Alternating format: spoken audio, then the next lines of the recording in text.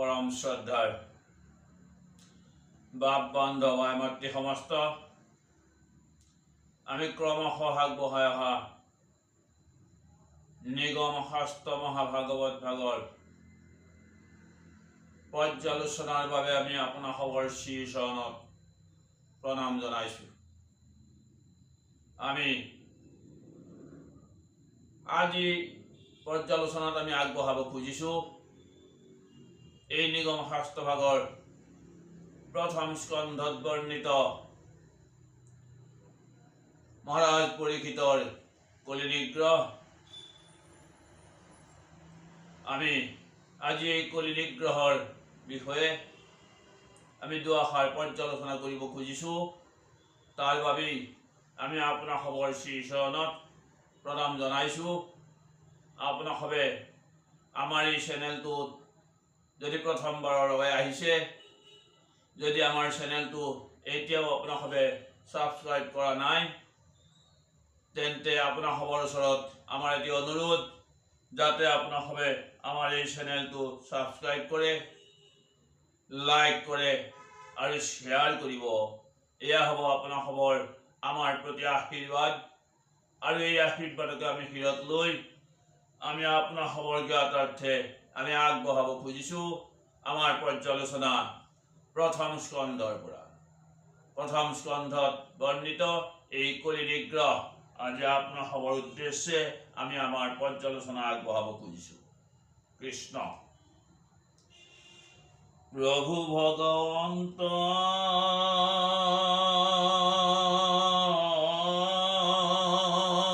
অনন্ত ঈশ্বৰ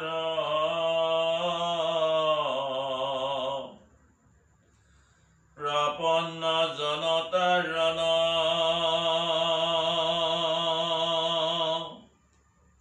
তুমি প্ৰিয়তম পৰম দেৱতা জানিয়া লৈলো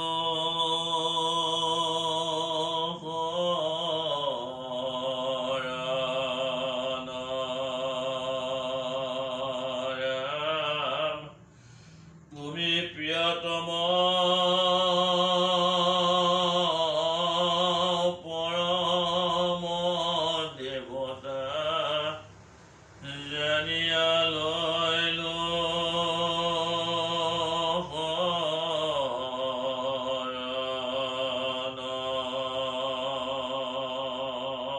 কৃষ্ণ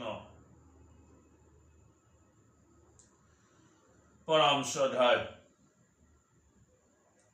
বান্ধৱ সমস্ত, আই মাতৃ সমস্ত, আমি আজি প্ৰথম স্কন্ধত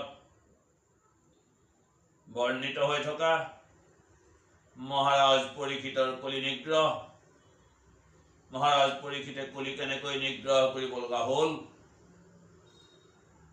আমাৰ শাস্ত্ৰত উল্লেখ কৰিছে যে প্ৰভু ভগৱন্ত যেতিয়া তেওঁ বৈকুণ্ঠলৈ প্ৰত্যাগমন কৰিলে, হস্তিনাপুৰৰ ৰাজ সিংহাসনত যেতিয়া পাণ্ডৱৰ নাতি পৰীক্ষিতক হস্তিনাপুৰৰ দায়িত্ব অৰ্পণ কৰি পঞ্চ পাণ্ডৱ দ্ৰৌপদী সহিতে যেতিয়া তেওঁলোক স্বৰ্গগামী হ'ল, স্বৰ্গলৈ গতি কৰিলে, আৰু সেই সময়তেই কৃষ্ণ যিহেতু বৈকুণ্ঠলৈ প্ৰত্যাগমন কৰিলে, মহাজ্ঞানী বিদুৰ যিহেতু তেওঁ হস্তিনাপুৰ ত্যাগ কৰি তেওঁ বৈকুণ্ঠলৈ প্ৰত্যাগমন কৰিলে, তেনে সময়তেই এই পৃথিৱীত প্ৰৱেশ কৰিলে কলিয়ে। যি সময়ত তৃতীয়বাৰলৈ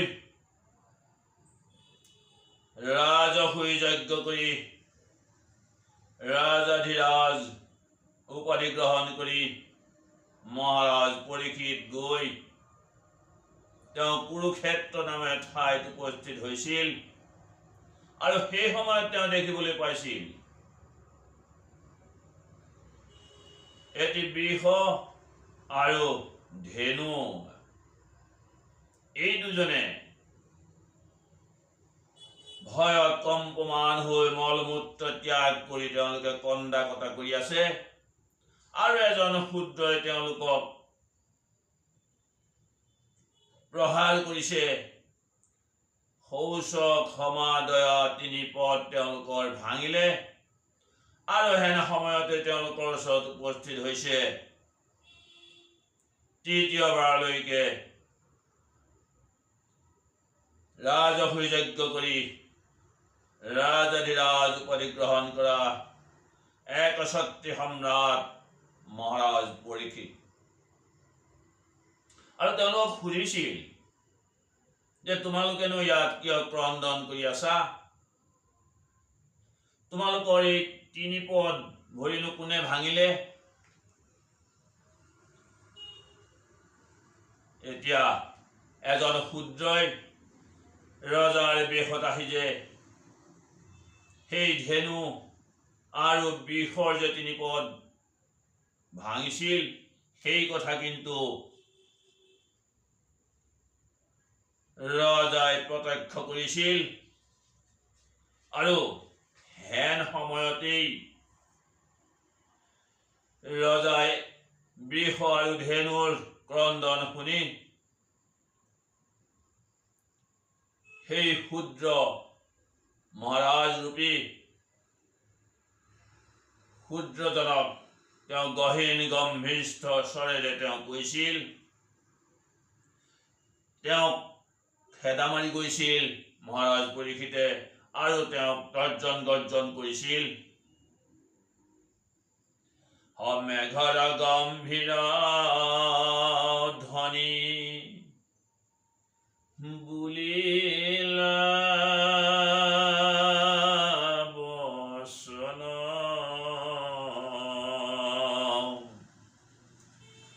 পুনঃ তই কহৰে অধম দুৰ্জন।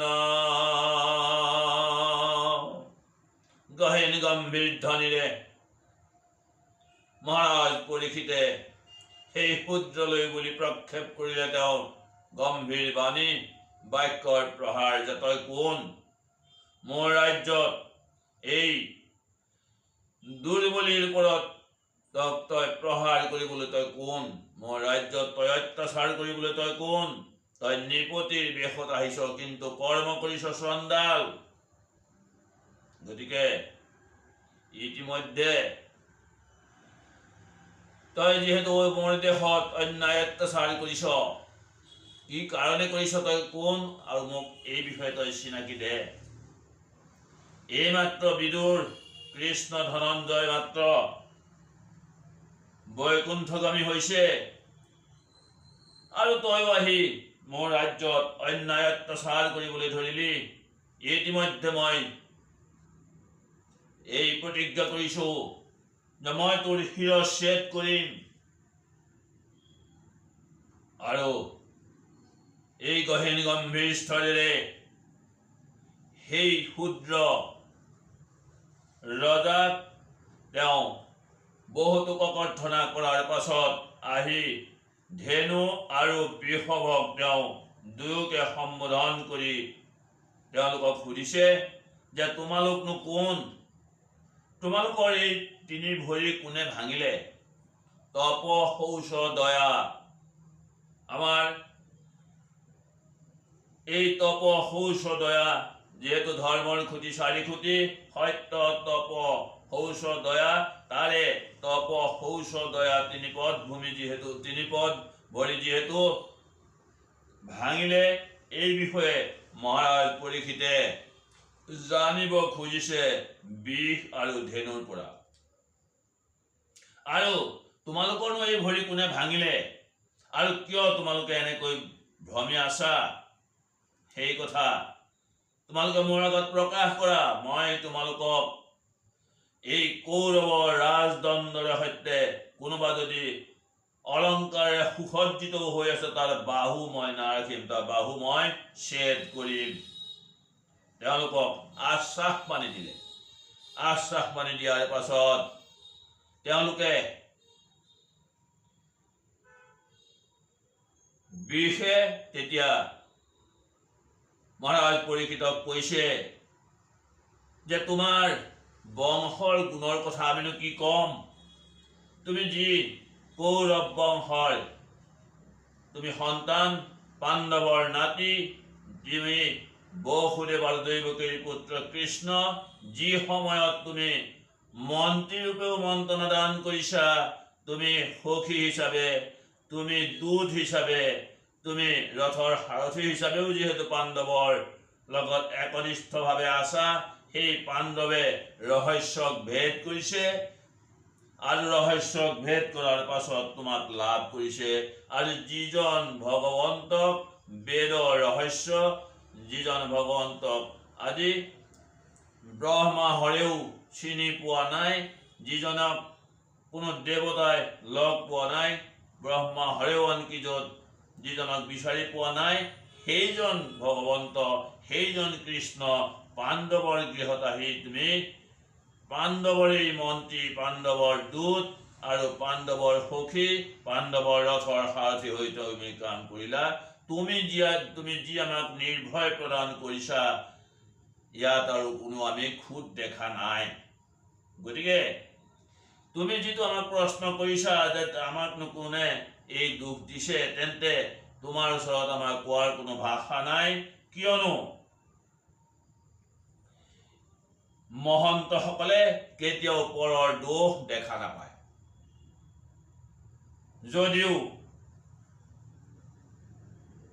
কলিয়ে তেওঁলোকৰ তিনি ভৰি ভাঙি পেলাইছে, তথাপি কলিৰ দোষৰ কথা স্বীকাৰ কৰিবলৈ তেওঁলোকে অত্যন্ত অস্বীকাৰ কৰিছে, কিয়নো এওঁলোক হ'ল বিষৰূপে, এওঁ হৈছে ধৰ্ম। আৰু সেই কথা যিহেতু পণ্ডিতসকলে পৰৰ দোষ নেদেখে, আৰু সেয়েহে ৰজা পৰীক্ষিতেও পাণ্ডৱৰ নাতি, তেওঁ যিহেতু কৃষ্ণৰেই আংশিক অৱতাৰ লৈ আহিছে, গতিকে তেওঁ বুজিব পাৰিলে যে কৃষ্ণই যিহেতু তেওঁক গৰ্ভতেই ৰক্ষা কৰিছে, আৰু সেই কৃষ্ণৰেই যিহেতু সকলো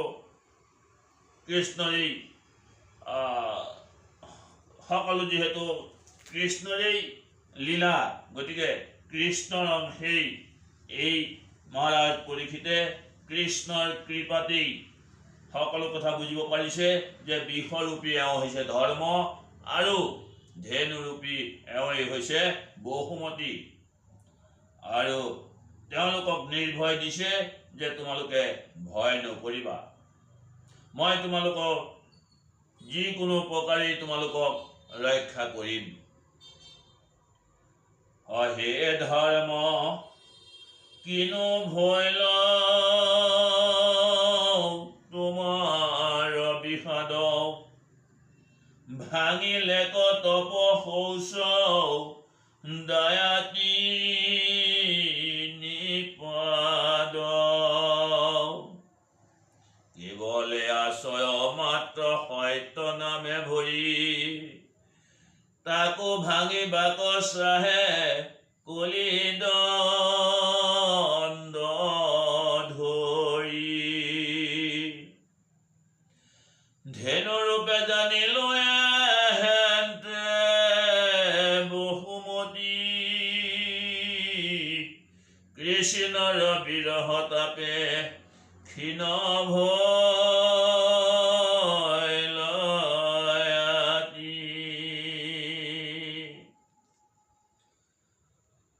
এই ধেনু আৰু বিষৰ পৰিচয় পাইছিল তেওঁলোকৰ কথাৰ ওপৰত।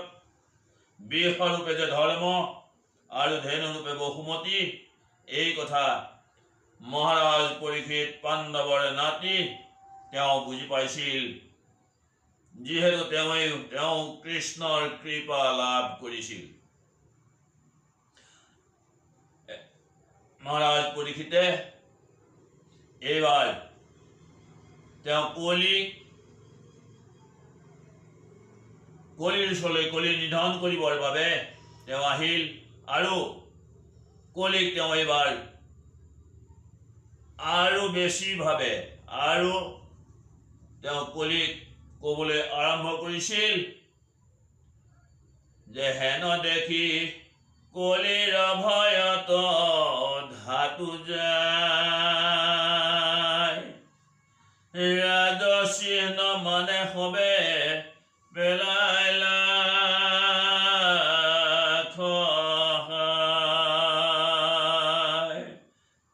যি সময়ত ধনুষৰ লৈ মহাৰাজ পৰীক্ষিতে তেওঁক খেদি আহিছিল নিধন কৰিবৰ বাবে আৰু তেওঁ ভয়তে কি কৰিলে ৰাজচিহ্ন তেওঁ সকলো ৰাজ অলংকাৰ খহাই দণ্ডৱতে পৰি হাতে ধৰিয়া শৰণ ত্ৰাহি ত্ৰাহি বুলি তন্তে পহিলা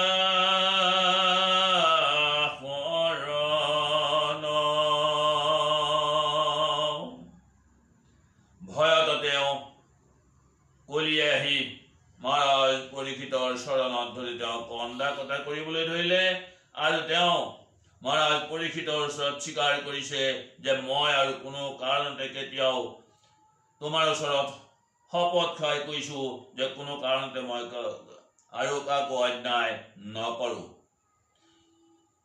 মাৰিলন্ত ঘাও বুলি সচকিত কায়া কলিৰ কাৰুণ্য শুনি সম্প্ৰজিল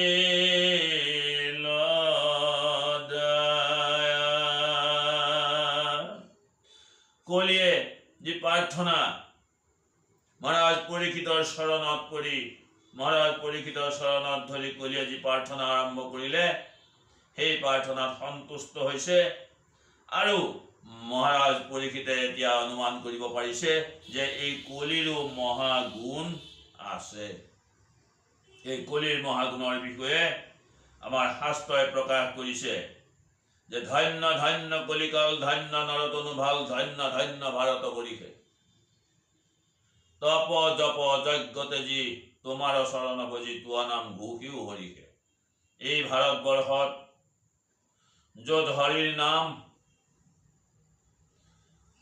এই ভাৰতবৰ্ষত য'ত নৰতনু এই ভাৰতবৰ্ষত নৰতনু লাভ কৰি এই পুণ্যভূমিত হৰিৰ নাম ললেই য'ত মুক্তি পাব পাৰি এই ভাৰতবৰ্ষত জন্ম লোৱাৰ বাবে এই কলিযুগত য'ত হৰিৰ নাম ললেই মুক্তি লাভ হয় বুলি সকলোৰে দৃঢ় বিশ্বাস হৈছে গতিকে দেৱতা সমস্তয়ো সকলোৱে আশা কৰিছে সকলোৱে আশা কৰে এই পুণ্যভূমি ভাৰতবৰ্ষত জন্ম লাভ কৰাৰ বাবে কলিৰ সেই হৈছে মহাগুণ কলি যুগ ভাৰত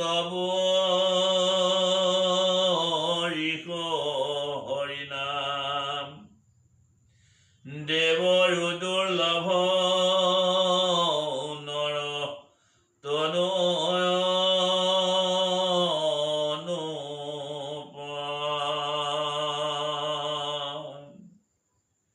শাৰীৰ সংযোগ কুটি কল্পতো নাপায় সপোনৰ নিধি যেন জাগিলে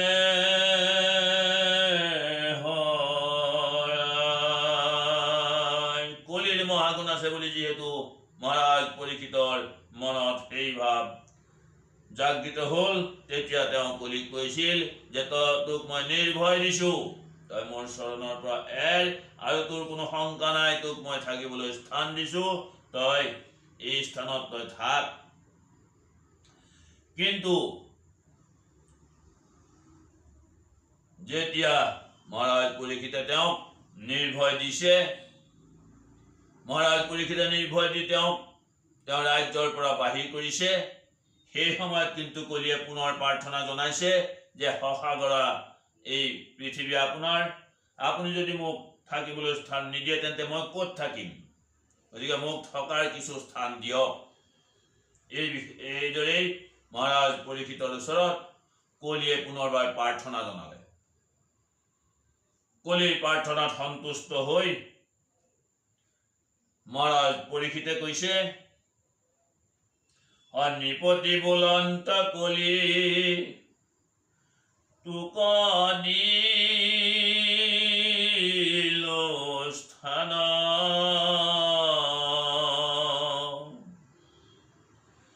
জয়িত খেলে যোৱা পাশা কৰে মই দপান, স্ত্ৰী পঞ্চ শুনা গৃহস্থৰ জয়িত, অহি চাৰি ঠাই দিলো বংশ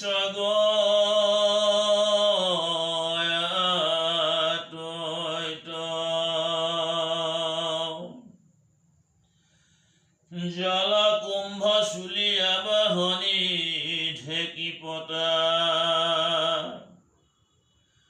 গৃহস্থৰ ঘৰে এহি শুনা পঞ্চ গোটা, বলি বিশ্বদেৱ পঞ্চ জয়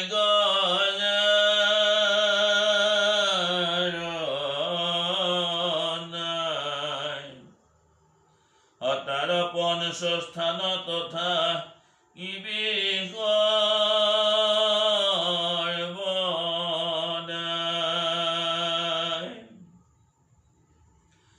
জয়িত কৰে শ্ৰৱণ কীৰ্তন কেশৱৰ, নচাপিবি পাপি সিটো গৃহস্থ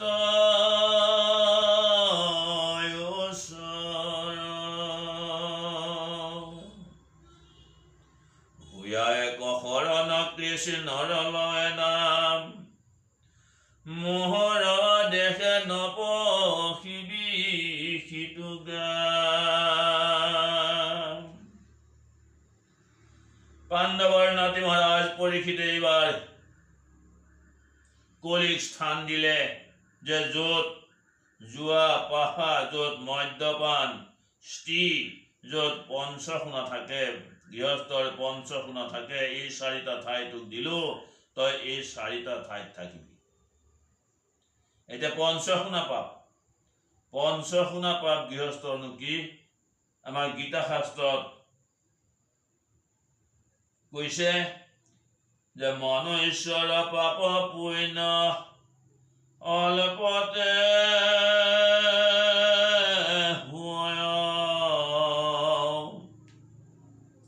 পঞ্চ শুনা জাত বোলে শুনা ধনঞ্জয়,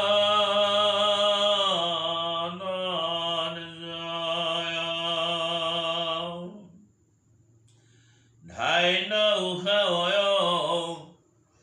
আকলসিত পানী আনে, সময় জনী মৰ্য দেখি ধাইন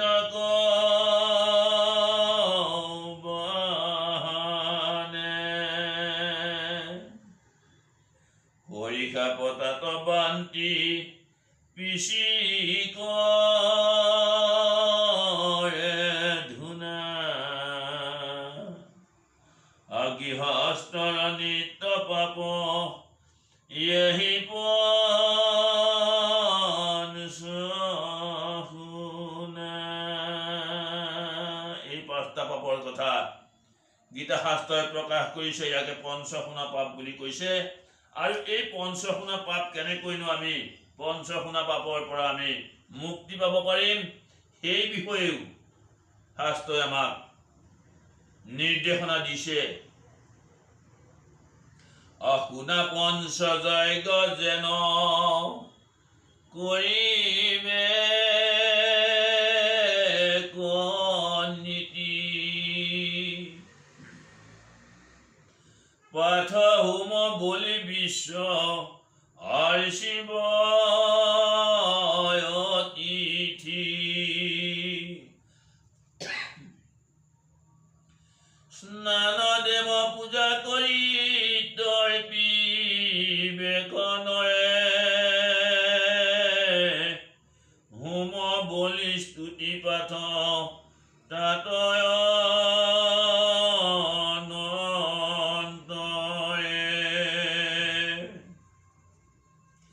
অতিথিৰ অন্বেষণে ৰাজমগে যাইব। সবা কোঁৱৰ চিয়া গৃহী পৰে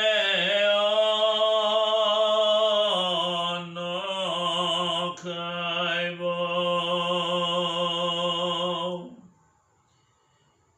এই চাৰি ঠাই দিয়াৰ পাছত যিখন গৃহস্থীত বলি বিশ্বদেৱ পঞ্চযজ্ঞ যাৰ নাই বুলি কৈছে সেই স্থানত থাকিবৰ কাৰণে কৈছে। কিন্তু কলিয়ে এই চাৰি ঠাই পোৱাৰ পাছতো তেওঁৰ সন্তুষ্ট হোৱা নাই। তেওঁ পুনৰবাৰ মহাৰাজ পৰীক্ষিতৰ ওচৰত তেওঁ পুনৰবাৰ গাঁও বাও কৰিছে যে মোৰ এই তুমি যিখিনি জেগা দিলা এইখিনিতে থাকিবলৈ মোৰ নুজুৰিব, গতিকে তুমি মোক আৰু কিছু স্থান দিয়া। গতিকে এইবাৰ কলিৰ গাঁও বাও সন্তুষ্ট হৈ তেওঁ পুনৰবাৰ কলে, দিলো সুবৰ্ণক তাত বাসা কৰ কলি। অধৰ্মৰ গোষ্ঠী সমেত জানতে চলি। এইবাৰ কলি গাঁৱত সন্তুষ্ট হৈ মহাৰাজ পৰীক্ষিতে তেওঁক সোণত থাকিবৰ বাবেও তেওঁ পুনৰবাৰ সেই সোণত স্থান দিলে। যে ব্ৰহ্মযজ্ঞ, দেৱযজ্ঞ, পিতৃযজ্ঞ, নৃযজ্ঞ আৰু ভূতযজ্ঞ, এই পঞ্চযজ্ঞৰ ভিতৰত ব্ৰহ্মযজ্ঞত আমাৰ কৰণীয় হৈছে যে বিষ্ণুৰ ধাম আমি প্ৰতিদিনেই পবিত্ৰ কৰি ৰাখিব লাগিব। আমি প্ৰতিদিনেই আমাৰ মন শুদ্ধ কৰি আমি সেই পবিত্ৰ স্থান আমি শুদ্ধ কৰি ৰাখিব লাগিব। আৰু সেই পবিত্ৰ স্থানত আমি ভগৱন্তৰ গুণানুকীৰ্তন আমি শ্ৰৱণ কীৰ্তন কৰিব পাৰিব লাগিব। দেৱযজ্ঞ হৈছে আমি কৃষ্ণৰ প্ৰতি ভগৱন্তৰ প্ৰতি আমি উপাসনা অব্যাহত ৰাখিব পাৰিব লাগিব। পিতৃযজ্ঞ হৈছে আমি আমাৰ পিতৃপুৰুষসকলৰ আমাৰ পূৰ্বপুৰুষসকলৰ প্ৰতি কৰিব লগা আমাৰ যি কৰ্ম, আমাৰ যি নিত্য কৰ্ম, আমাৰ কাম্য কৰ্ম, আমাৰ এই নিত্য কৰ্মৰ ভিতৰতে আমাৰ আছে পঞ্চযজ্ঞ। আৰু এই পঞ্চযজ্ঞ আমাৰ পিতৃযজ্ঞত আমি পূৰ্বপুৰুষসকলৰ প্ৰতিও আমি জলাঞ্জলি আমি প্ৰদান কৰিব পাৰিব লাগিব। নৃযজ্ঞ হৈছে আমি সকলো মনুষ্যৰ প্ৰতি আমাৰ সমভাৱ প্ৰকাশ কৰিব পাৰিব লাগিব।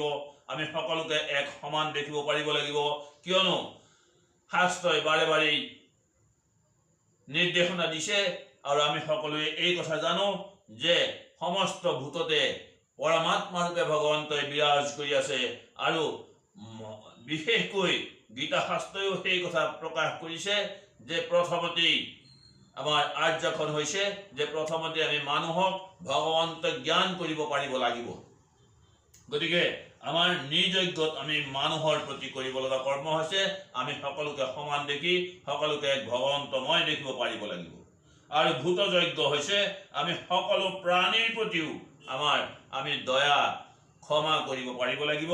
আৰু আমাৰ কাম, ক্ৰোধ, লোভ, মোহ, মদ, মাৎসৰ্য এই সমস্ত আমি বলি দি আমি সমস্ত ভগৱন্তৰ শৰণত আমাৰ 10 ইন্দ্ৰিয়ক আমি ভগৱন্তৰ চৰণত আমি অৰ্পণ কৰিব পাৰিলে আমি ভগৱন্তৰ চৰণ দৰ্শন পাব পাৰিম। কৃষ্ণ প্ৰভুসকল সদুসৰসা গৰকলি আত হৰি নাম লৈলি ধৰ্ম অৰ্থ পৰম মোক্ষ কাম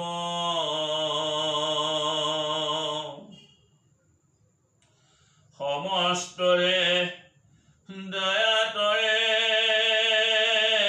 আবে দেৱতা মুদৰে বিদিত কৰিলা হৰি নাম। কৃষ্ণ হে বান্ধৱ সমস্ত, আমি ইমান পৰে মহাৰাজ পৰীক্ষিতৰ কলি নিগ্ৰহ বিষয়ে দুআষাৰ পৰ্যালোচনা আগবঢ়ালো। হয়তো ইয়াত কোনোবাখিনি দগা পিছা বহাত এটা ভুল ভ্ৰান্তি হ'ব পাৰে। সৰ্বদোষ মৰিখন কৰি আমাৰ প্ৰতি সুপ্ৰসন্ন হৈ সবেও যেন আমাৰ প্ৰতি আশীৰ্বাদ প্ৰদান কৰে। আমি ভগৱন্তৰ চৰণত এই আশা লৈ ভগৱন্তৰ চৰণত আমি সেৱা ধৰিছোঁ। ভকত বৈষ্ণৱ সমস্তৰ চৰণতো আমি এটি সেৱা ধৰি আজি পৰ্যালোচনা আমি ইমানতেই সামৰণি মাৰিছোঁ। কৃষ্ণ হৰি